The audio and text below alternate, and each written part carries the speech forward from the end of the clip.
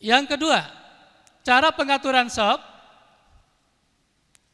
Ini nanti karena ini tidak masuk pada bahasan.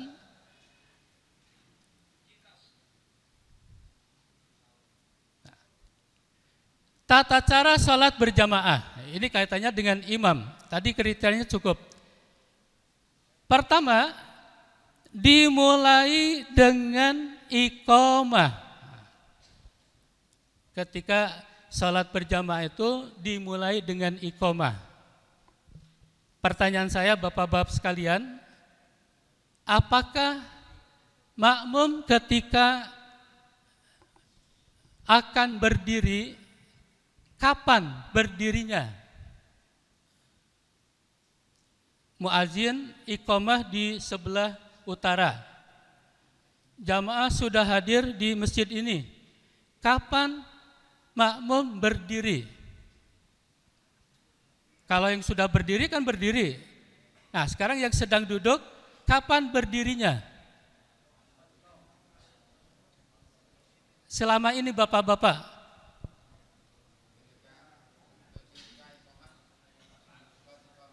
Ketika ucapan qad qa. Ada lagi?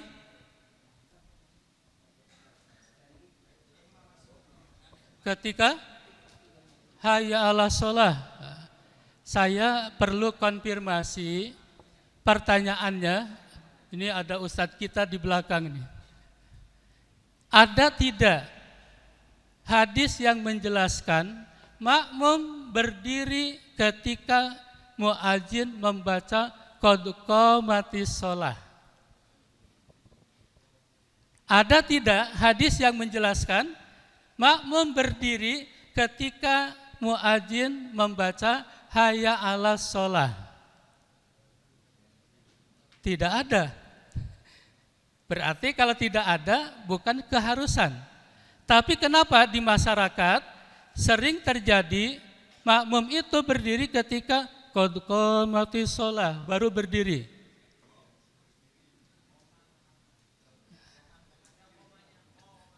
Qad qamat baru berdiri. Hayya 'alas shalah baru berdiri. Padahal tidak ada satu keharusan. Atau tidak ada hadis yang menunjukkan seperti itu. Sholat berjamaah dimulai dengan adanya iqamah. Saya pernah ketika ditugaskan ke Kalimantan Timur, Bontang. Di perumahan, itu yang sangat menarik bagi saya sebagai yang ditugaskan. Di sana itu sudah mempraktekkan ketika iqamah dikumandangkan sejak awal, bahkan sebelum iqamah dikumandangkan itu sudah menyusun shaf. Itu menarik. Jadi muadzin berdiri, mereka sudah ngatur shaf. Dan mengatur shaf itu bukan imam yang mengatur langsung. Mereka sudah masuk di shaf masing-masing. Begitu selesai iqamah, imam tinggal merapihkan. Kalau yang belum lurus diluruskan, kalau ada yang masih kosong diminta untuk mengisi tempat-tempat yang kosong. Jadi nanti perlu disampaikan kepada jamaah bahwa jamaah makmum ketika berdiri untuk sholat itu tidak harus menunggu muadzin membaca hayya 'alas shalah atau qad qamatis shalah. Hendaklah segera merapikan dan menyusun shaf. Pertama, yang kedua, imam menghadap ke makmum. Itu jelas ada dalilnya. Yang ketiga, meluruskan dan merapihkan shaf jamaah. Untuk apa? Apa kepentingannya imam menghadap ke makmum? Fungsi imam menghadap ke makmum itu untuk mengecek apakah shafnya sudah rapi, lurus atau belum. Kalau ada bagian yang belum terisi, maka peranan imam adalah mohon saf yang kosong supaya diisi. Saf pertama sudah penuh, dimohon kepada makmum berikutnya, di mana mulai makmum berdiri, lurus dengan imam. Peranan. Jadi sebagai imam, bapak-bapak, ibu-ibu, mohon safnya diluruskan. Tolong yang pojok diisi dulu Pak, masih kosong satu. Rapat Pak. Yang tengah, yang saf kedua, di tengah dulu Pak. Jangan kanan kiri, tengah. Yang ada sini kanan kiri, terus sampai belakang. Itu peranan imam. Itu fungsinya kenapa menghadap kepada makmum. Ketika ada anjuran, tadi kami belum menemukan Nabi menyuruh imam untuk mengatakan sawu sufufakum. Imam meluruskan. Harusnya ini ditangkap isyarat dari hadis ini. Fungsi imam itu adalah meluruskan dan merapatkan safnya. Bagaimana makmum bisa paham? Dengan bahasa yang mudah dipahami. Kalau di sini bahasa Jawa, silahkan bahasa Jawa. Kalau dengan bahasa Indonesia, paham bahasa Indonesia. Kalau komunitasnya ini bahasa Arab, pakai sawu sufufakum, bisa paham, silahkan. Kebanyakan imam itu pertama tidak menghadap ke makmum, langsung berdiri menghadap ke sini. Sawu sufufakum fis shalah, belakang sami'na wa ata'na. Bahkan yang sedang wudu jalan pun sami'na wa ata'na. Ini tidak komunikatif. Padahal intinya luruskan, rapatkan. Instruksi berbahasa Arab tampaknya tidak dipahami. Imam mengucapkan sawu, dia tidak lurus. Wa tarasu, dia tidak rapat. Wa khalilu, dia masih renggang. Jadi tidak perlu pakai bahasa Arab semua. Cukup dengan bahasa yang mudah dipahami oleh makmum. Luruskan, rapatkan. Bahkan ketika meluruskan itu, apa standarnya lurus shaf? Tumit. Jadi kalau batas karpet ini batasnya, yang diluruskan itu adalah tumitnya pas belakang. Kalau tumitnya di belakang pas garis ini, maka semua akan lurus. Karena kaki manusia itu tumitnya di belakang sama. Yang berbeda itu ke depan. Kalau ukurannya 42 lebih panjang.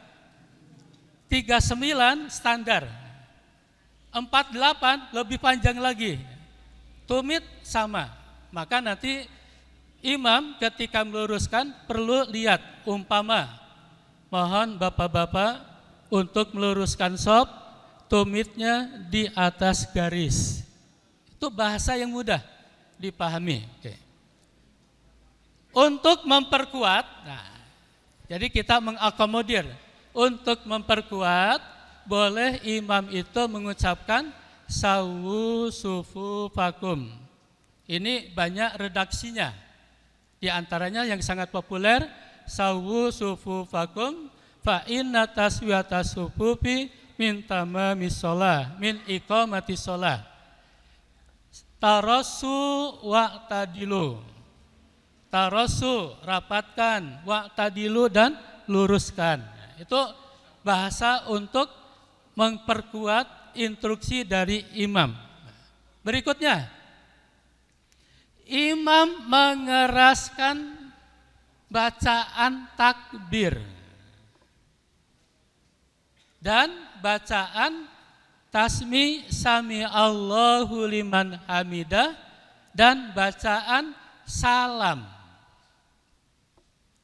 Ini khusus bagi imam ya. Makmum tidak perlu keras. Imam mengeraskan bacaan takbir, sami Allahu liman hamidah, dan salam.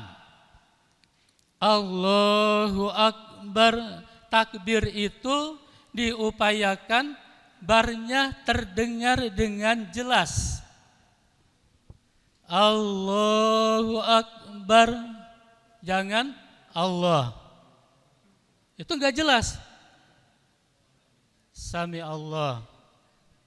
Sami Allahu liman hamidah.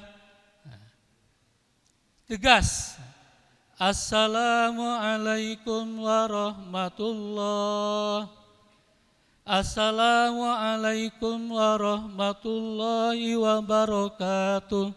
Tegas. Kenapa saya berikan contoh dua?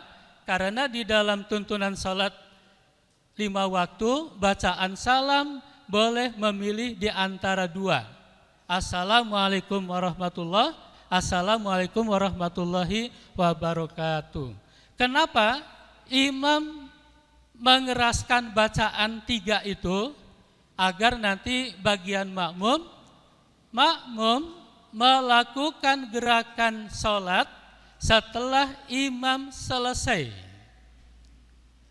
Allahu Akbar, baru makmum Allahu Akbar. Sami Allahu liman hamidah, makmum Rabbana walakal hamdu. Tapi kalau tidak jelas, bingung.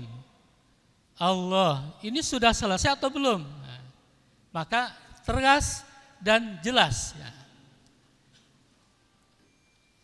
Boleh adanya penyambung imam kalau memang diperlukan. Seperti di Masjidil Haram, Istiqlal, dan lain sebagainya. Imam membaca surah sesuai dengan kondisi makmum. Tadi ini jamaahnya sedengan, memang jamaahnya itu hafal Al-Quran, masih muda, boleh rakaat pertama surat Al-Baqarah umpama. Besok salat tarawih itu kan 4-4-3 ya. Rakaat pertama Al-Baqarah, rakaat yang kedua Ali Imran, rakaat yang keempat Al-Maidah. Insya Allah nanti selesai tidak dipakai lagi. Ya, lihat jamaah. Oh, ini cukup bacaan-bacaan juz amma.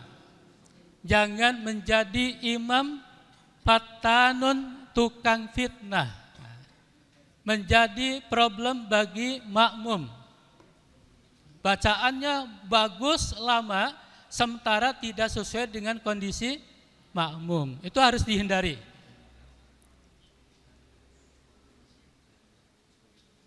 Imam menghadap ke arah makmum atau sebelah kanan imam apabila sudah selesai melakukan sholat.